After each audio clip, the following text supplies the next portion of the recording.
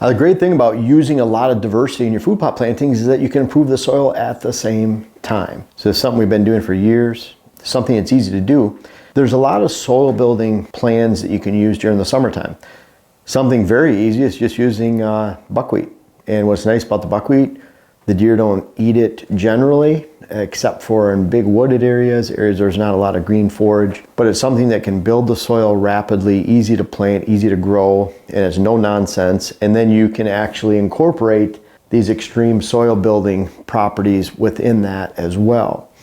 John Comp also offers a really good summer soil building food plot blend that you can purchase through Northwoods Whitetails. So that's an option too. But when it comes to improving your soil each year and incorporating that into your hunting and cool season annuals and fall rotations, this is something I've found that is really beneficial to your land. And we'll talk about this, but it involves two halves of your plots. In most areas, brassicas are appropriate planting. In most areas where deer are not hitting brassica, those smaller 5% of all areas, 10% of all food plot areas, if you plant something else alongside it that deer are attracted to and eating early, you establish that fall pattern of use that relates to other bedding areas on your land. You're keeping your food plots consistent around your land. You don't have something planted in one thing, something planted in the other. This is the reason we do this on one plot, every plot. We try to plant the same combinations. And you'll find that it's very natural for deer to feed on one side of the plot in whatever you're planting that attracts them in the early season, and natural for them to step over to the other half that includes brassica. So that takes, say, 5-10% of all those areas where deer don't like brassica and actually cuts that percentage in half or more, where deer will actually feed on brassica. If you're planting it alongside something else, you're including that same blend in all your food plots. So it's pretty easy to get the deer to feed on those brassicas. And we'll talk about a way we can, with brassicas, if you look at real world brassica plantings on YouTube, you can see some of my brassica recommendations. One way to sweeten brassica is to add 50 pounds of peas per acre, 25 pounds of beans. Both of those, you can plant those in the brassica. And that's a way to extend the use and life and attraction where deer are feeding on those candy crops of beans and peas that you plant around August 1st or early August. Pretty natural for them to step over and eat that brassica. But the bottom line is brassica is a high volume food source, and that's why you want it. It's high volume, it's tons per acre. It's about the same value of clover per acre, but clover takes 5 months to achieve that tonnage. Brassica takes about 8 to 10 weeks, and it's specifically targeted towards the fall. So a lot of difference, big difference between the two. So we're looking at that brassica half on a food plot. Whether you're using my ultimate no-till method of planting or you're machine planting it, you're controlling weeds so you get the most out of your food plots. We use the Sweet Feast Brassica blend from John Comp, Northwoods Whitetails. And I like that blend because it doesn't have sugar beets in it, it doesn't have a high percentage of Dwarf Essex rape, doesn't have fillers, garbage, a lot of inert matter. In fact, I don't think it has any inert matter. I mean, inert matter, you always have to look at the seed label. There are seed blends out there we found to be as high as 60% or more in the bag is inert matter. That's just dust, weeds. It doesn't help your planting in any way. It's just garbage, and you're buying 10 pounds of seed and you really only get 4 pounds. And there's literally seed bags out there. Some of the big names, if you look in the stores and find those labels, pretty easy to find. But John Comp has a really big, really good no-frills brassica blend, moderately priced, and it's 6 pounds per acre. And that's important because a lot of brassica blends, it might say it's 7 pounds, 5 pounds, 8 pounds. That's what it is per acre. So you can't say, what's a brassica blend per acre? Well, it depends on, for example, purple top turnips are only 3 pounds per acre. So not a lot of seed per acre, 3 pounds. So you have to consider 1 pound in that case would be a third of the bag for an acre of planting. Dwarf Essex rape is 5 pounds per acre, meaning if you have 1 pound, you have your 20% of the way there for a pound per acre. Tillage radish is more like 14, 15 pounds per acre. So a good seed blend will incorporate all of those. So you can't just say it's just brassica blend is always 8 pounds per acre or 5 pounds or 7. It really depends on what's in the bag.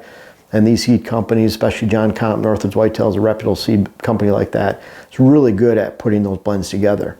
6 pounds per acre. Cut it in half. So now you have 3 pounds. You only have a half acre's worth of seed. I hope that makes sense. Once you have that 3 pounds per seed and you only have a half acre, you need to make up for that half acre Buy some tillage radish from John at 7 to 8 pounds per acre. That's a half acre's worth of tillage radish. Some might say 6 pounds. But you're adding that half back into your brassica blend. Tillage radish is a brassica, so it's a complement to what you're already planting. What I like about tillage radish and why people use tillage radish, they'll plant tillage radish in an 80-acre field. They call it tillage radish. The husk that goes down into the soil, it's like a giant carrot. It rots throughout the end of the winter time and into the spring. It allows water to trap in that rotting husk. It freezes, thaws, and what it does is it lifts the soil. So they call it tillage radish. But it also has some great properties of adding nitrogen to the soil. And it does that because that rotting husk gets covered by soil. It rots under the ground layer, and it creates a nitrogen pocket that crops the following year can tap into with the root system.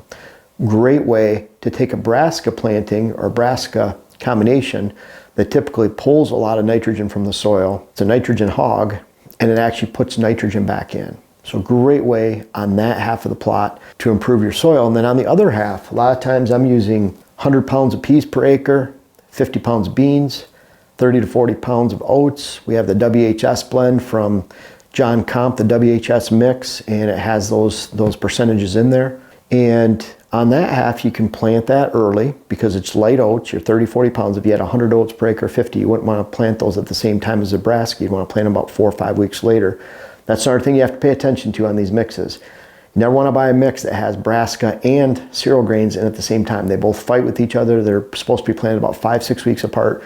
Trust me, I learned that the hard way about 20 years ago. So you want to really pay attention to your mixes. But within those oats, peas, and beans, you can add 10 pounds of medium red clover. Medium red clover is more of a cattle clover. It's not a deer clover, but you're not looking to actually add food for the following year, but you will because it's young and fresh and tender. When it gets older, it gets stemmy and dormant, unlike some of the other more deer clovers that people are planting.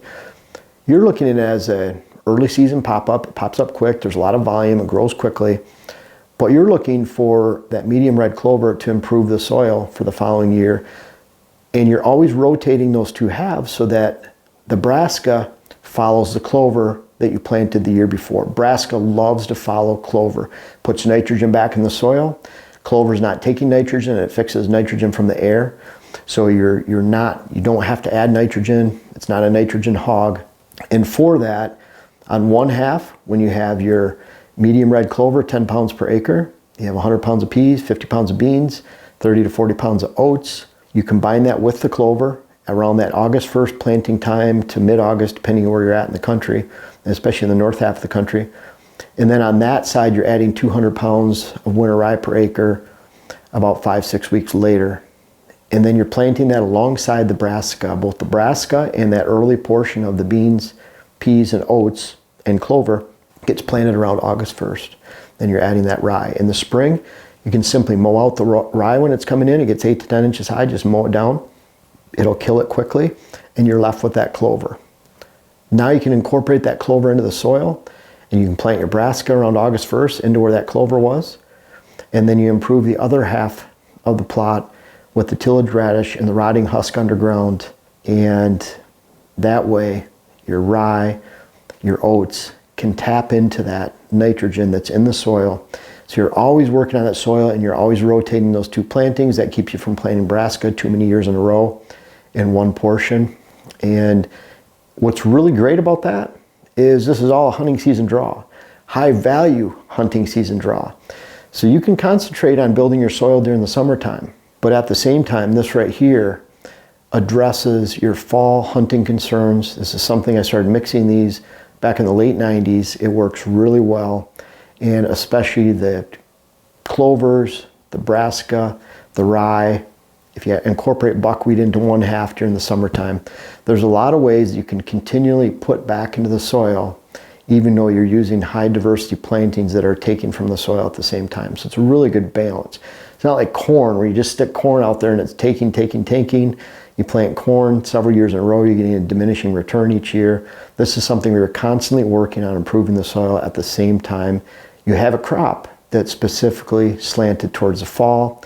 And those fall plots are what, of course, really build your deer herd, and a quality deer herd, give you that opportunity to not only be a herd influencer and create an ability to build a great herd, but to also provide a great hunt for this fall. So think about that while you're practicing these extreme soil building measures, you're creating a great hunt for yourself and your friends and your family at the same time. Hey guys, I really appreciate you watching today's video. We're out here having some fun today. We're planting some switchgrass, cutting some timber, making some bedding areas, but most importantly, we're putting it all together, and that's critical. Any habitat improvements that you're making, you can't just make improvements because it's a good spot. You have to link those together so that helps your hunt this fall. Really, I encourage you to check out my web classes. The link is in the description. It's helped a lot of folks design their properties and do what we're out here having fun doing right now.